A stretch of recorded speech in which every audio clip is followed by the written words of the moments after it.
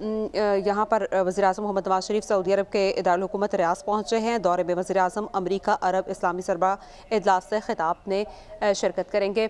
और इस वक्त ताज़ा तरीन सूरत हाल जानने के लिए हमने रब्ता के अपने नुमाइंदे असद यार खान से। असद यार बताएगा, बहुत ही अहम कॉन्फ्रेंस है अमरीका अरब इस्लामी सरबराह इजलास। वज़ीर-ए-आज़म मोहम्मद नवाज शरीफ यहाँ पर पहुँचे हैं। सऊदी अरब के फरमानरवा शाह सलमान बिन अब्दुल अजीज़ ने दावत दी वज़ीर-ए-आज़म को इस कॉन्फ्रेंस में शिरकत के लिए।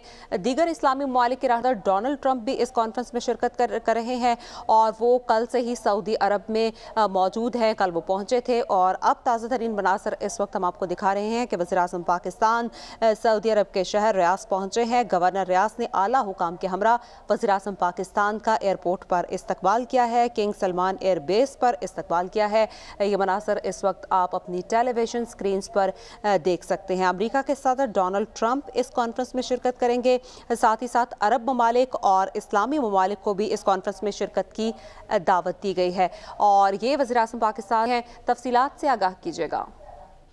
जी, जैसे आपने कहा ये इंतहाई अहमियत की हामिल है और अब मुनफरिद नोयत की है, क्योंकि ये एक पहली सरबराह कॉन्फ्रेंस है जो अमरीका, अरब और इस्लामी दुनिया के मुल्कों पर मुश्तमिल है और अपनी नोयत की ये वायद है। और ख़ास तौर पर जो खित्ते में जो सलामती से मुतल्लिक अमूर हैं, ये इस सरबराह इजलास में एजेंडे पर सर फहरिस्त होंगे। आज अमन व इस्तेहकाम इसके ऊपर गौर किया जाएगा और ख़ास तौर पर दहशतगर्दी और इंतहा पसंदी का जो एक चैलेंज है, जो एक बढ़ता हुआ खतरा है, उससे किस तरीके से निपटा जाए, इस हवाले से जो यहाँ पर रहनुमा हैं वो अपना इज़हार ख्याल करेंगे।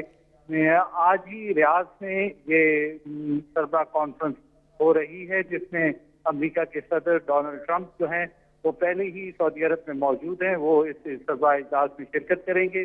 50 से ज़ायद इस्लामी मुल्कों के जो सरबराहान हैं शिरकत कर रहे हैं।